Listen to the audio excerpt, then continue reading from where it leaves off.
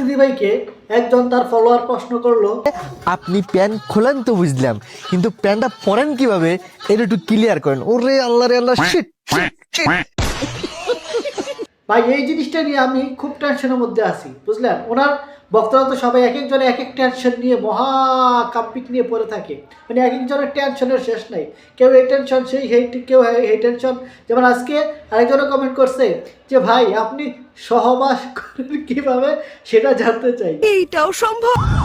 এটা হাস্যকর এই দেশের জনগণের জন্য হাস্যকর। আরে এরা কারা, কোত্থেকে এলো? তো উনি পড়ছে বিপদে, বুঝছেন। উনি ফলোয়ার হয়ে পড়ছে বিপদে। উনি এক একজন এক একটা প্রশ্ন করে আর এগুলোর উত্তর দিতে হয়। প্যান্ট খোলা অনেকে দেখছেন, কিন্তু প্যান্ট পরাটা আপনারা কেউ দেখেন নাই। আসেন আমার সাথে, আমি প্যান্ট পরা সুন্দর করে প্র্যাকটিক্যালে দেখা দিচ্ছি, আমার সাথে আসেন। প্রথমে আগে প্যান্টটা এটা নিয়ে নিয়েছি, বুঝছেন। এই যে প্যান্ট, এই যে স্যান্ডেলটা খুলিয়ে যাবো। খুলি এই প্যানে প্রথমে ডাইন পাটা দিয়ে দিলাম, এই যে এরপর বাম পাটা দিয়ে দিলাম, ঠিক আছে। এই দেখেন, তারপর এইভাবে একবারে হাঁটুর বন্ধ নিয়ে আসবো, পাটা বাইর করে ফেলবো। এই যে এক পা বাই ফেলাইছি, এই পাটা বাইকে ফেলবো, ঠিক আছে। প্রথম দেখাতে আমি প্রেমে পড়েছি তোমার, চোখে আন্দাজে কিছু মাসে না আমার রাতে বেলা, শুয়ে শুয়ে শুধু ভাবি তোমাকে। লাঠিটা নিলাম। আমি যখন বাড়িতে নর্মালি প্যান্ট পরি তখন একা একা যখন থাই, তখন একখান লাঠি এই লাঠি দিয়ে এখানে একটা বাধা দিয়ে হুক্কা দিয়ে দিলাম। এই পাশে আবার সেম ভাবে এখানে একটা বাধা দিয়ে দিয়ে দিলাম। এখন আবার অনেকে কমেন্ট করবেন এখন লুঙ্গিটা কেবারে খুলবেন।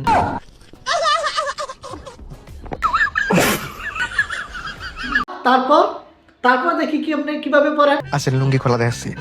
প্রথমে আগে গেঞ্জিটা তুললাম।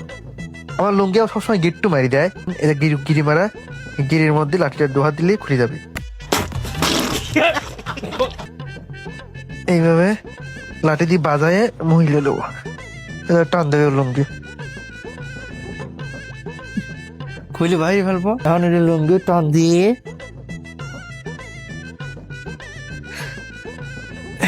গেঞ্জি পরা হয়ে গেল, লুঙ্গি খুলে ফেলাম, ঠিক আছে। বেচারা কত কষ্ট করে হামাগুড়ি দিয়ে প্যান্ট পরে আপনাদেরকে দেখালো।